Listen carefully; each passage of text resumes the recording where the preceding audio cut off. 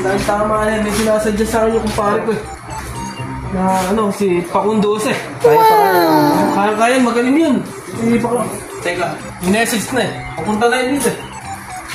Ay, nasa inyo na? Ay, yan pala. Ay, si paring Pakundos. Wow. Tape lang yan. Kulang lang sa dikit to eh, tape. Paano? Teka muna, bago mo umpisa, magkano ba singil mo? Eh kung magkukumpare naman tayo eh. Oh. Kahit 100 na lang. Kahit dikit ko lang to. Kawawa yung kumpare ko. Malaki itong gagasto dito yung tape. Maibabalik mo ba sana yan? Maibabalik to. Baka na mahalata yung tape dyan. Back original ba yan?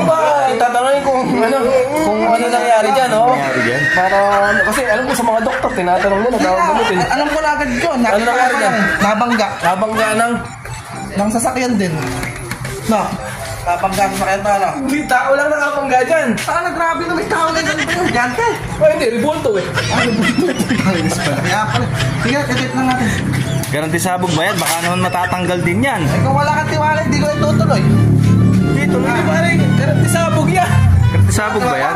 Recommended eh. Kaya nakarating dito yan eh. Dumayo pa ng Taiwan yan eh. Taiwan ba yan? Nag-aralan ko sa Taiwan. Sige, paano ba gagawin mo dyan? Ano ba yung pinasabog mong kotse doon? Ito, di ba? Didikit. Dikit mo yan. Tulungan niyo ako. Tulungan niyo ako.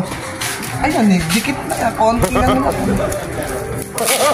Mas patayari pwede na gamitin sa shooting yan. Pwede. Naku, mali yung nadala kong tape. Babalikan ko pa to. Mali ito. Yung isa pala yun. Mali. Babalik ko. Pero professional ba talaga ito? Mali. Di ba? Huwag mo na kami magkaka-part 2 pa eh. Dikit mo na. Magkaka-part 2 pa yan eh.